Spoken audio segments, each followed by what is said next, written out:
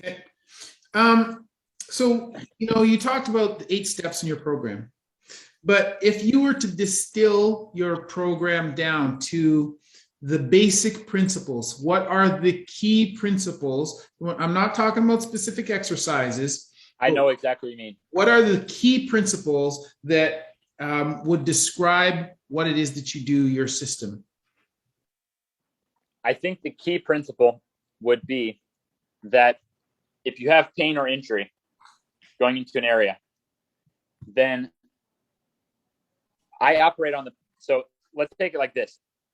The overall theory is that the human body was designed to work well, right? So if we operate on that, if we operate that we're all jacked up and we're all just going to be jacked up, that would lead to different ways of trying to handle the pain. You know what I mean? Take drugs, do this, that. If we operate on the principle that, and whether it's true or not, this is just the principle I operate on. Human body was designed to work well. So now if we have a limitation or a pain or an inability, I'm slower compared to the other kids. My knee hurts. I can't bend that way. Okay. That would indicate that we have somehow deviated from what was intended for our bodies. So when we find how we've deviated, then we can correct it. So that would be like a simple example would be like for lower back pain. Okay. And again, this is not the only way. This is just an example is what am I doing differently than the way the body was designed? Well, I'm sitting for 12 hours a day. So my hip flexors are in a very shortened position. I could stretch against them, but I'm not really strengthening them either. Now in this ass to grass style split squat, I'm actually going directly into a hip flexor stretch, but my knee is not touching the ground. And every bit stronger I get, that means I'm now getting stronger hip flexors through a stretch position, which can create muscular length. It's almost like a Romanian deadlift, but on your hip flexors. Oh, wow. Now my back is much better than it was. That would just be one example, not the only thing for back pain. There's so many different ways to the top of the mountain. I just try to go for what's like the big missing link, kind of like knees over toes, or, how many times a day do I get the question, I have terrible ankle mobility. Have you ever tried getting stronger through a mobilized position in your ankle? No, factually, you haven't. Equipment didn't even exist for that, nor have you ever walked into a gym and seen someone training their tibialis anterior through a full range of motion. Because even if you do it banded, there's no load on the stretch. It's only when you contract. And do you think the best powerlifters in the world got there from a few banded chest press, 3 sets of banded chest press and not doing anything else for their chest? No, like you're going to get what you put your energy on. So like when it comes to ankle mobility, we haven't even had measurably loaded ways of going from your flexibility and getting stronger from that position. So now your body goes, oh, I'm strong in that position. Not like I can be pushed into it and get hurt. Like I'm strong. I'm more likely to hold that position. I'm not really sure how I got onto that tangent, but it's something. There are solutions out there now. There are unbelievable solutions that are so easy to apply. You literally don't need any equipment of any kind. And if you want to add it, it's far more minimalistic than even your local 24-hour gym. Okay. So in your program, you have different timelines. You say, oh, well, if you're just starting out, you're going to spend this much time doing zero. And then before you move to, the next. I don't really have that. Yeah. Well, how do you determine the length of time or, the length of time that people should spend at a particular level, or the time before which they should progress? Or I guess maybe how do you determine the milestones that are required before they should progress to another level? Various exercises have exact degrees of measure, right? Oh, now I can do the full range of motion split squat without having to elevate my front foot. So every exercise has ways of measuring it. The idea is that every session is almost a barometer of where you're at. Every exercise and every session, you're learning about your body. But it's, life is not meant to be like this easy on a clouds thing where it's just like, do XYZ program for 6 weeks and never worry about things again. So it's for the delivery, it's like I see that people with their own body oftentimes are making results for like 12 straight weeks. That would be like a simple place to start. But I would have nothing on it if they immediately went and wanted to start doing one of the loaded programs. So I feel like it's more like my job is that every single exercise is measurable in some way so that you can tell what kind of progress you're making, and that every session is productive, meaning like how you said, how things either regress down or progress up, right? Everything has to be on some kind of a scale. So you're not just wasting time doing something that's too easy, nor are you potentially hurting yourself by doing something that's too tough. So my job is that each individual tool is, a scalable thing. And we have on average like 2-hour response time on coaching your videos. We have coaches around the world. So having your form critiqued, having your questions answered, that two-way back and forth of being able to work at things, that helps a lot.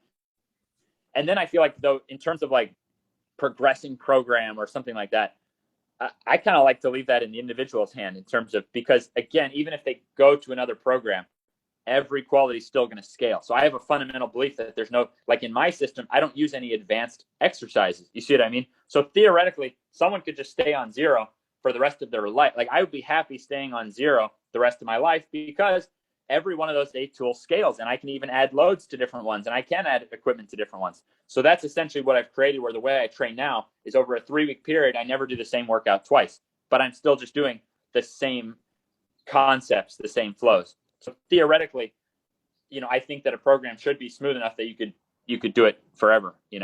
That's my job, and my job is to keep making it more and more user friendly. But that's the way I look at training, is that, I get to do the same style and be, pushing more towards my specific goals. How far do I want to take certain qualities? Do I want to train with weights? Do I not want to train with certain weights? Okay. Hopefully that helps somewhat. I know it's not a perfect answer. It's not like, there are no perfect answers, man. Yeah, exactly. So I know that for in my own local community, as a physician, as a surgeon that owns a fitness facility, I have a little bit of a different view on rehabilitation than do my colleagues. And sometimes, although we prefer to allow our results to speak for themselves, sometimes people look at some of the stuff that we do, because it's like I'm taking post-operative patients and we might have them do strength training exercises that would normally be reserved for athletes or whatever. And people are like, holy shit, what are you doing? Some of the people in the medical community. So, and that's me as a medical professional. Have you received any feedback from medical professionals about your program? And if so, what type of doctors were they?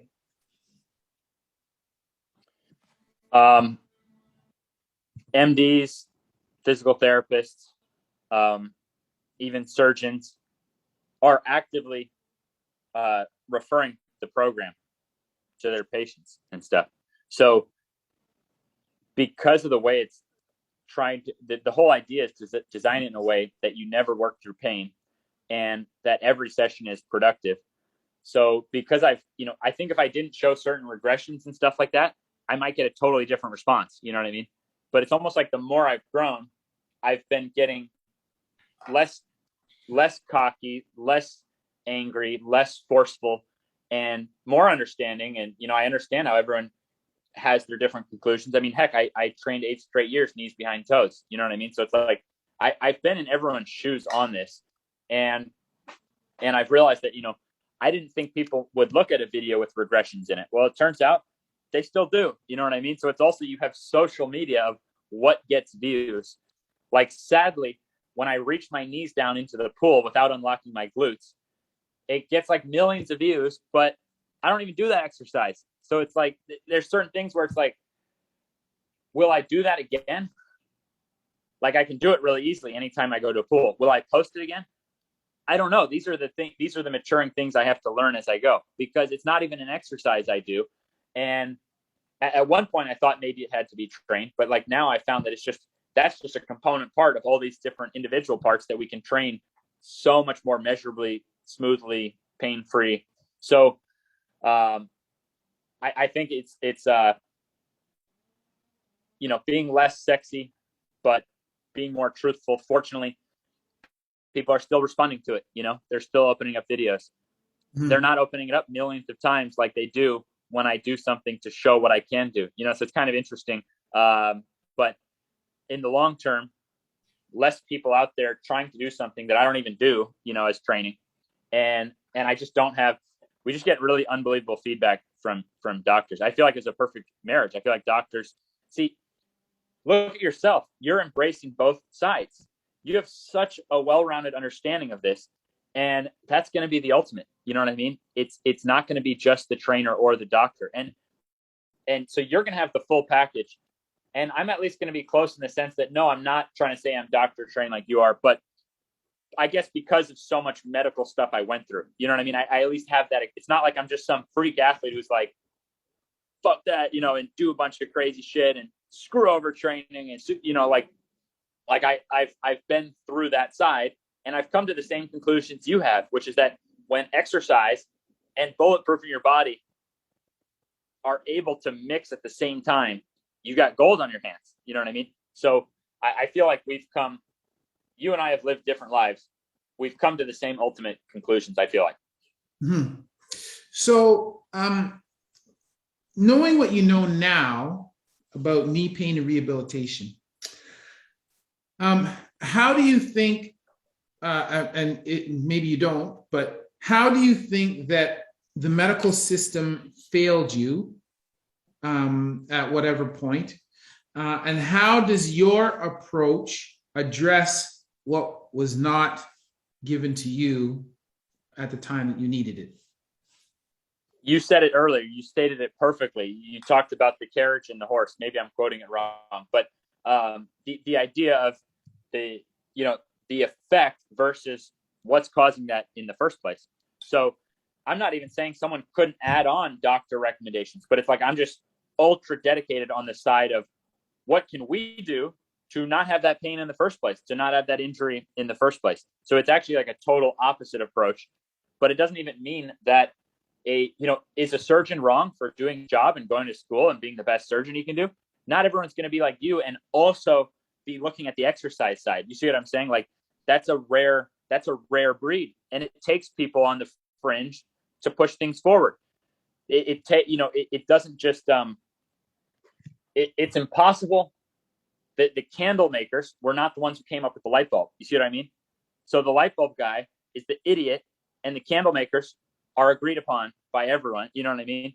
That's like 3 years ago, Google said, don't let your knees over your toes. And that was one of my missions, was to change that. Now Google says, well, actually your knees do and can go over your toes, and you can safely progress that. You can't even squat down or, go downstairs without it. So that's kind of my point is, I'm just supplying that other side. And you said it in your own way. You've probably explained that point more times than I have. So you had a good way of explaining it. But that's my purpose and my role, is that what can we do, about not even getting that in the first place versus trying to mask or band-aid or address, you know what I mean? That's what I do. Okay. So obviously you've trained a lot of clients, and in your own particular case, you had issues with Osgood Schlatter's patellar tendonitis, jumper's knee. Do you feel that your system, that's the niche area where it can be used, or is it appropriate for all kinds of knee pain? I mean, that's what I had when I was 12. So then it turned into, the more chronic, tendinosis and, what were the other ones I was told? I remember, what was this one? All kinds of different names were thrown at me as a kid. Chondromalacia patella and some other disease, or what was it? Syndrome, patellofemoral pain syndrome. Imagine being like 14 and finding out you have a syndrome. you know, I didn't even know, I still don't even know what a syndrome means. It sounds really bad though, you know? So I had Osgood-Schlatter disease and patellofemoral pain syndrome. And so I had so many different kinds of stuff. And then like the meniscus is like, a different kind of tissue than like a ligament and a tendon. And so like I had I was lucky enough to have been through every broad type of issue that I've seen early onset, arthritis type stuff. And even one that's so rare that I basically had to write an article about it. And to this day, people reach out because they didn't realize other people had this. And it's tibiofibular dislocation. So people think the knee goes out, and doctors will often tell them it's in your head. This is true stories. And thousands of meniscus have been operated on when the meniscus wasn't even torn to try to fix tibiofibular dislocation because the doctor didn't know. So there's even a chat where people are like, oh my God, that happened to me, that happened to me, that happened to me. So it's like your knee pops out and then you have to try to straighten it and pop it back in. And sometimes it won't pop back in and it's stuck and you literally can't straighten your knee. That actually happened to me first when I was 9 years old. I had to go home from school. I couldn't straighten my leg. I couldn't walk. Imagine being 9, your knee pops out and you can't walk. Now imagine being 9, knee pops out, can't walk. That happened over 100 times over the next 20 years without anyone accurately diagnosing that condition for me, which now, thanks to the internet, I've been able to figure out exactly what it was and find other people and help educate other people on what's happening to them. And essentially the knee is not stable to begin with. And then the whole outer glutes get really tight. So when you go into any kind of like piriformis type stuff, it can just pop out. You can be getting out of bed and it can pop out. It doesn't happen from like high intensity activities. You try to like sit, with your legs crossed or something and your knee pops out. And so finally I'm constantly looking at every little thing. I tried a lot of different gentle ways of stretching it and finally figured out that if you take an incline bench, you can prop up and get that knee like really pinned down. And then you can just sit there isometrically, or you can gradually, pulse and actually work the strength of that piriformis with the knee pinned down so it won't, dislocate. So a lot of different knee conditions. I know it's like a long answer, to a simple question, but yeah, in my opinion, and now from 2,254 knee success stories, which doesn't mean a win. It doesn't mean something happened in a week. This means someone had to have done my program for like months and had like a super measurable change that was beyond, what they, thought could be done for their knees. That I've personally counted those. I started at 1 and then 2 and then 7 and then 100. And honestly, there's probably been 10,000 more, but this means, think how I have to be in tune with all these comments and all these things. So it also keeps me in tune with the process. How do I count an e-success story unless I'm literally receiving that, from someone and staying connected? So yeah, with 2,254 knee success stories from dozens of different conditions for every part, like your knee is only made up of so many parts. So if we have life-changing success stories for each component part of the knee, and if I had injuries to each component part of the knee, there you go. Okay.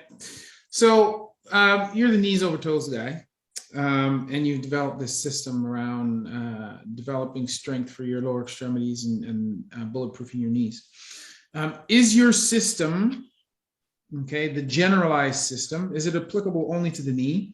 Or is this something that could be generally applicable to other joints and other conditions? It is, and it is being applied. So like today, I then worked my hips and my upper body. So we continue that. I guess someone could do one big long session, but the idea is to do your legs and then the next day pick it back up with your hips and your upper body.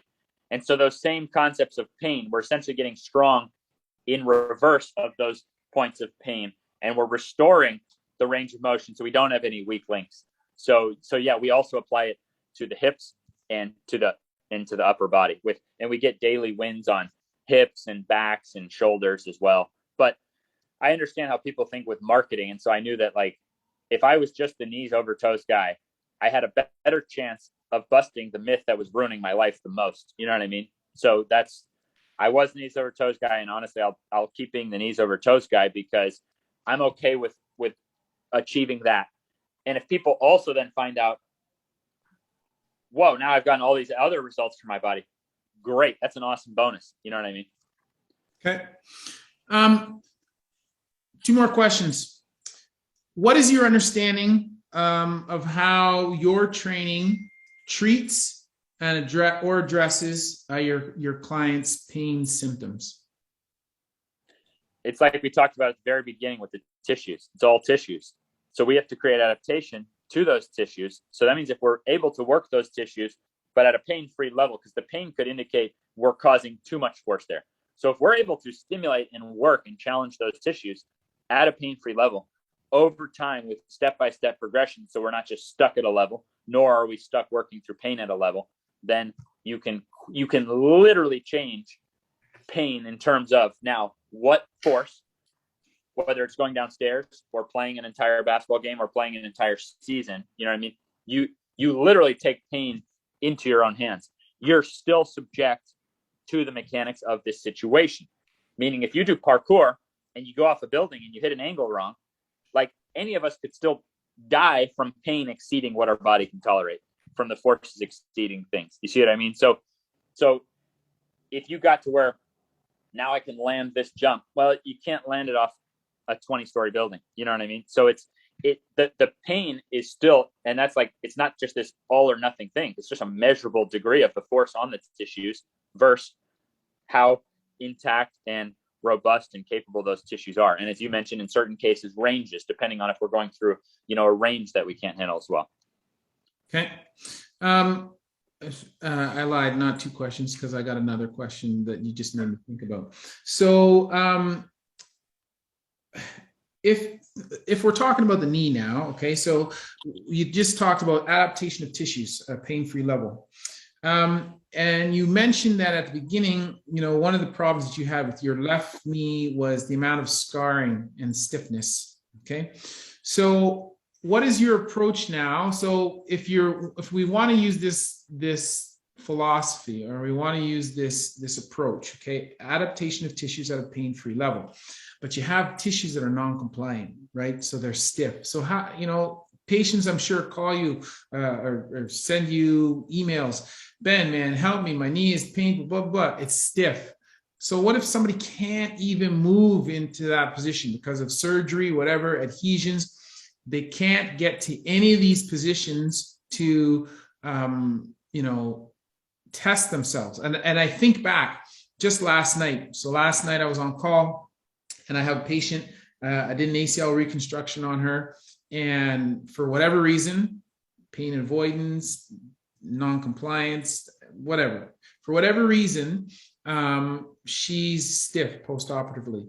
And it's really been, so I've been in practice for 13 years. And I try never to do a manipulation under anesthesia because I just think it's bad news. If I have to do that, if I have to move the patient, I prefer them to do it themselves.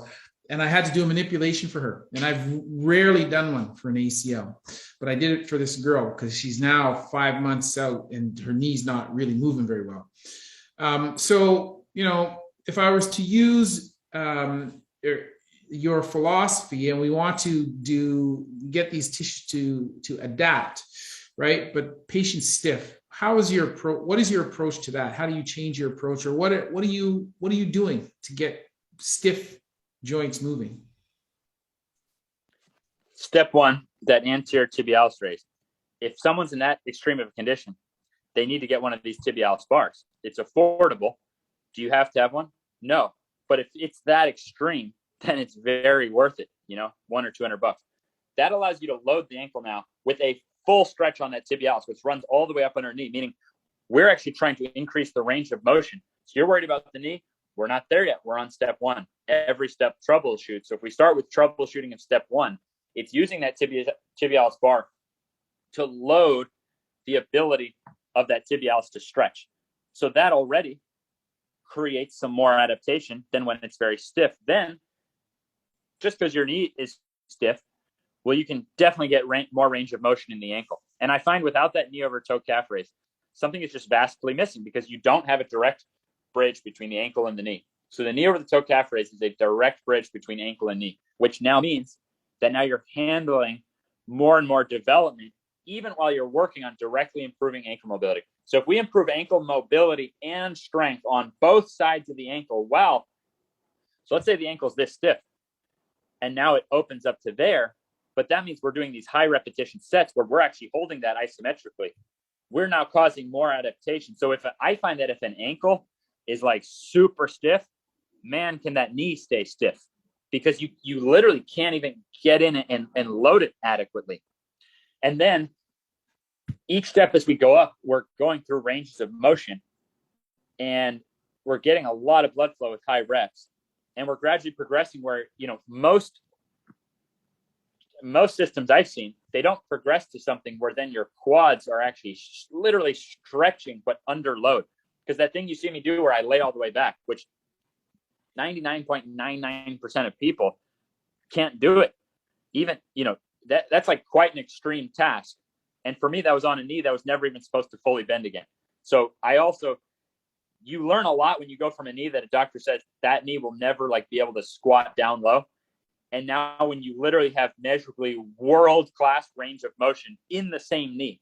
So when you load tissues through a stretch position, not stretching without load or strengthening without stretch, when you load tissues, which anyone can get into that reverse Nordic in a regressed way, because all you do is you elevate the feet. So now you could be very weak and very stiff, but what happens now a week later, and a week after that, and a week after that, and a week after that? You get more and more length in the area. So for someone who has a surgical mass that makes it stiff, you need extra room. You need extra room on all four sides. Your quads, your hamstrings, your calf, and your anterior tibialis, they all need more length, which you accomplish from loading through stretch positions. So even length. Now, of course, can there be a limit at some point? Like if you put enough into, of course, there's going to be a limit at some point. But if it's from any, normal type operations that I've seen, I haven't seen that there's something that it's like, oh yeah, well, that kind of thing, like we can't deal with. But I've also worked with people who, who are paralyzed or something. Like there's if it's something more like that, where they're paralyzed, or maybe they don't even have a foot. Like if you don't have a lower leg, I've worked with these kind of people, you know what I mean? If you don't have a foot, that can add some complication. You know what I mean? So there are further complications, but that would be getting more into the 1 in a million kind of thing. And in terms of general knee operations and stuff, that's basically what I found is you have to give it extra room. And so that's why now I don't have to do anything special for that surgical side because it has extra room. But without that extra room, I'd still have to foam roll it like half an hour just to get it to bend to a certain level. And then the next day it's back tight. You see what I mean? It can be tough to get out of that if you're constantly beating it up, but not actually applying strength through a stretch position, which I had never in my life seen until my Australian buddy, Keegan Smith, because from the underlying components, I already got to where I could do this full reverse Nordic. So without ever even trying the reverse Nordic, I could already do the reverse Nordic. Was it easy? No. Did I have to do more stretching to maintain things? Yes. So now just by integrating that, now I don't have to do any extra stretching and have world-class mobility in that knee. But he's the one who figured out about elevating those feet. You see what I mean? So it's taken so many people looking at every angle because some people want. So I think you'll get to that even if you didn't train it. But I don't think it'll hold so easily unless we do finally add that load under stretch. Okay. So last question, last two questions. So what are your plans moving forward and what can we expect from Ben Patrick in the future? Just continuing to try to improve the delivery of my system. So we're in a technological age. We have this awesome app that allows you to do it. That's awesome. I'd like things, even better. Like there's ways technology can keep improving. And then meanwhile, on these basic 8 steps that you don't need any equipment at all. I also think I should have a book that people can get and look at pictures because not everyone, there's just different kinds of people, different ways of learning. It might be nice for someone to have a physical manual. So, those are two different things I'm looking at. I'm still out in my yard doing the workouts every day. So I'm very much a believer that I'm lucky that I had these issues, and I'm lucky that I didn't have a plan B and solved them, you know? And so I don't have, people often think I must have like some great plans or something. Like, no, my plan is just to do exactly this. I spend so much time with my 11-month-old son, and I turn down so many opportunities to go work with pro teams and famous pro athletes and stuff. Every walk you see me strapped up with my baby, that was a famous athlete I didn't go train. That was a famous pro sports team I didn't go consult. So I believe in, I was a point guard in basketball. And when you have a player on your team that's filling it up, you don't go mess with the recipe. You know, you feed it. You have to learn to be very conservative and do the right thing, even if it's not flashy. You know, I was the non-flashy point guard. So I fill with my business. Here's a goal for you. I want everyone on my staff who works for me to be the best paid in the industry for that type of job. That's one of my goals. You know, when I had about 200,000 followers on Instagram, since that point, I have 750,000 now. I haven't spent one penny on marketing of any kind. So it could be very easy for me to just keep putting, I earned that money I could put into marketing. Instead, I'm using it to pay my staff better, so that the care factor from every single person on my staff is so I've been pushing myself to make more videos, better videos, more articles, to market myself.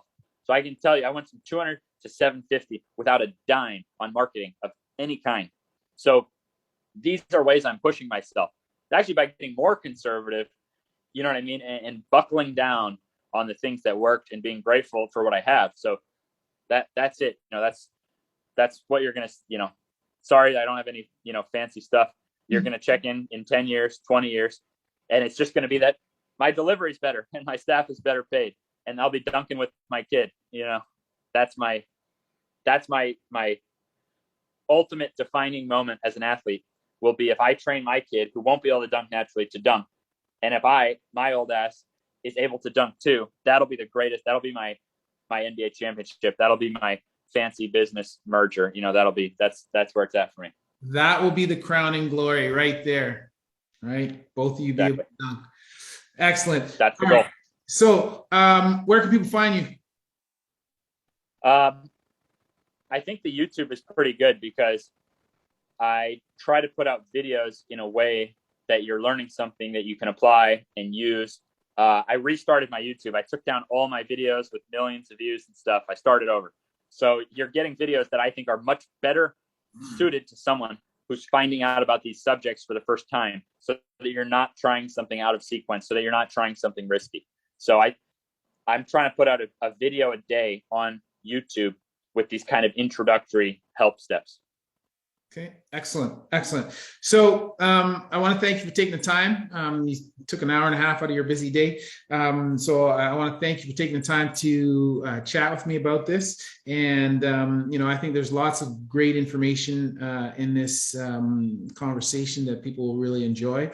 So I look forward to sharing that with the people who follow me and sharing that with the wider world. Although my audience is much smaller than your own, but I think that people will appreciate hearing, you know, what you're talking about with a little bit of a medical perspective thrown in there. So yeah, I look forward to sharing that. But yeah, thanks. And I love what you're doing, and I'm going to share this as well. I absolutely love what you're doing. I hope to see your gym one day. I hope to train with you one day. I'm super grateful that we connected. You're a gem. You're a rare one. No, man, you're the one who's special, but thank you very much. I appreciate that. And certainly one of these days, there's a whole host of people that I want to come visit when we're allowed to travel. And certainly I'll want to come check you out. And although I am nowhere near in the same shape as you, I still think that what you're doing is great. And I incorporate many of those same exercises in my own workouts. And so, you know, I would be, I think it would be fun to work out together. Oh, it's going to happen. It'll be fun. All right. As you said, we're all world-class athletes, you know? Exactly, man. Exactly.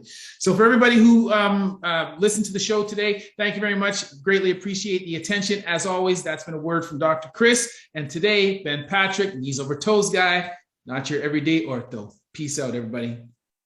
Okay, hang tight.